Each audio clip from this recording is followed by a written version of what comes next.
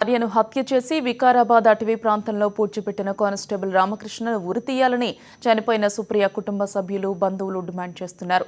నిజామాబాద్ జిల్లా జక్రాన్పల్లి మండలం మునిపల్ల గ్రామంలో సుప్రియ అంత్యక్రియలు పూర్తయ్యాయి.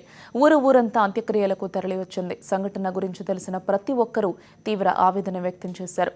కుటుంబ సభ్యులు బంధువులు కన్నీరు మున్నీరుగా వెలిపిస్తున్నారు. నమ్మించి ప్రాణం తీసిన రామకృష్ణను కఠినంగా శిక్షించాలని ముక్తకంఠంతో డిమాండ్ చేస్తున్నారు. రామకృష్ణ భార్య సుప్రియ హత్య కేసులో మరో నిందితుడు ప్రదీప్ను పోలీసులు అరెస్ట్ చేశారు. దీనిపై పూర్తి వివరాలు మా కరెస్పాండెంట్ తిరుమల అడిగి తెలుసుకుందాం. తిరుమల, చెప్పండి, ప్రదీప్ను పోలీసులు అదుపులోకి తీసుకున్నట్లుగా తెలుస్తోంది. అసలు ఈ కేసు పురోగతి విచారణ ఎంతవరకు వచ్చింది?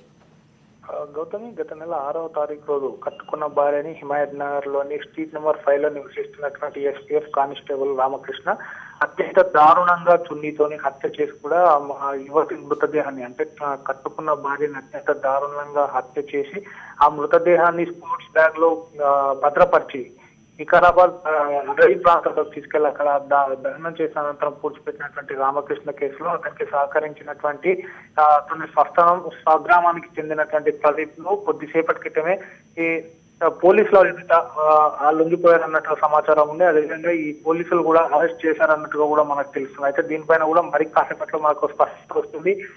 ఏమైనప్పటికీ కూడా భార్యని హత్య చేయడానికి గల కారణాలపైన కూడా పోలీసులు ఇప్పటికే విచారణ ప్రారంభించారంటే గతంలో వీళ్ళ వివాహానికి ముందు ఇరువైపుల నుంచి కూడా ఎటువంటి సమస్యలు ఉన్నాయి, లేదా వీళ్ళ గతంలో ఏదైనా ప్రేమ వివాహం ఉందా, రామకృష్ణ కన్న కోణంలో కూడా పోలీసులు దర్యాప్తు ప్రారంభించారు.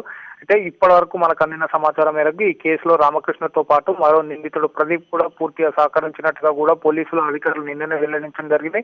అంటే హత్య జరిగినప్పటి నుంచి కూడా పరారీలో ఉన్నటువంటి ఈ రామకృష్ణ నిందితుడు ప్రదీప్ ని పోలీసులు కొద్దిసేపటి క్రితం అరెస్ట్ చేసినట్టుగా కూడా సమాచారం ఉంది. అయితే ఇంకా అతన్ని నగరానికి తరలించాల్సి ఉంది. అతన్ని మహబూబ్నగర్ లోని ఒక పోలీస్ స్టేషన్ లో అరెస్ట్ చేసినట్టుగా కూడా సమాచారం ఉంది. అయితే అతన్ని ఈ కేసు విచారణ నిమిత్తం హైదరాబాద్ నారాయణగూడ పోలీసులకు అప్పగించాల్సి ఉంటుంది.